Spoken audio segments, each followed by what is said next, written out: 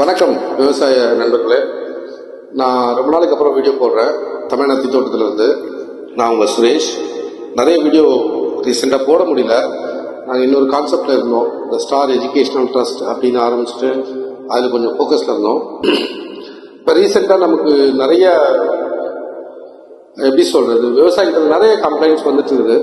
இந்த செடி வந்துட்டு நான் இங்கே வாங்கினேன், சரியில்லை சார், அப்புறம் பழைய எடுத்துக்கிறேன்னு சொல்லி எடுத்துக்கல, அப்புறம் செடி பராமரிப்பு பண்ணித்தரேன்னு சொல்லி ஏமாத்துறாங்க அப்படின்ட்டு நான் ரீசெண்டாக தான் அதை பார்க்க முடிஞ்சிச்சு. அதுக்கு முதல்ல என்ன பண்ணிக்கணும். இப்போ தமிழ்நாட்டுக்கு வீடியோ இனிமேல் தொடர்ந்து வரும், பாருங்க.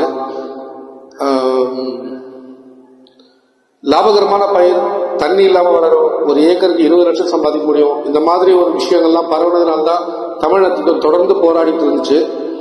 இப்போ ரீசெண்டாக கொஞ்சம் கான்சன்ட்ரேட் பண்ண முடியாமல் போச்சு.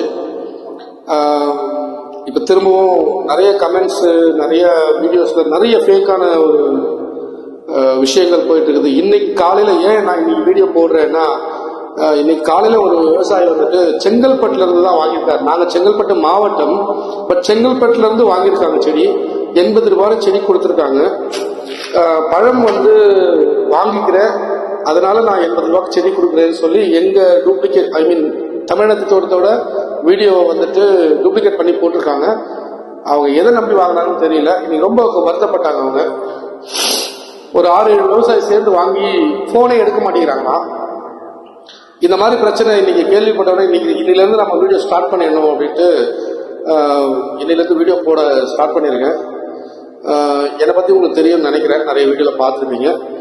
அத்தி தோட்டம் அப்படின்றது ரொம்ப ஒரு லாபகரமான பயிர் தான். பட் இதை பொய்யான கருத்துக்களாக நிறைய பரப்பிக்கிட்டு வராங்க. எப்படியோ செடியை விற்றா போதும் அப்படின்ட்டு.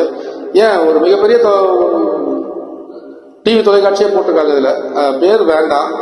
தயவு செய்து விவசாயிகளை ஏமாத்தாதீங்க. அத்தி லாபகரமான பயிர் தான், பட் விவசாயத்தை ஊக்குவிக்கணுமே தவிர அவங்களோட உழைப்பிலிருந்து நம்ம காசு எடுத்து நம்ம பண்ணக்கூடாது. இது நான் எல்லாருக்குமே தாழ்மையாக கேட்டுக்கிறேன். அதுக்கப்புறம் நான் களத்தில் இருந்தேன்னா ரொம்ப கஷ்டம்.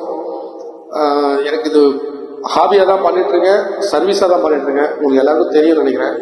நான் களத்தில் இருக்கேன்னா கஷ்டம். அத்தியை பற்றி பொய்யான வதந்தி பரப்பி ஏழை விவசாயிகளை ஏமாத்தணும்னு நினைக்காதீங்க. இது ஃபைனல் ஒன், லாஸ்ட் வார்னிங் அப்படின்னு கூட எடுத்துக்கலாம். நீங்க எல்லாருமே பொய்யான கருத்தை சொல்லி அத்திப்பழ செடியை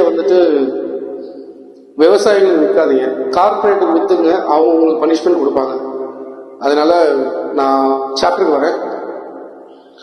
அத்தி விவசாயம், நடவு முறை, பராமரிப்பு முறை, நீர் மேலாண்மை, அப்புறம் விற்பனை முறை, விற்பனை திறன் அப்படின்றது எல்லா விஷயமும் நான் சொல்லி கொடுத்துருக்கேன்.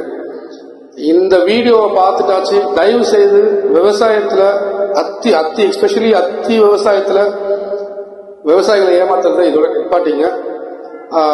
இந்த பதிவை யார் பாக்குறீங்கன்னு தெரியாது, தயவு செய்து நிப்பாட்டிங்க. இது நான் ஹம்பிள் ரெக்வஸ்டா சொல்றேன், இல்ல வார்னிங்கா சொல்றேன் கூட எடுத்துங்க. நன்றி, வணக்கம்.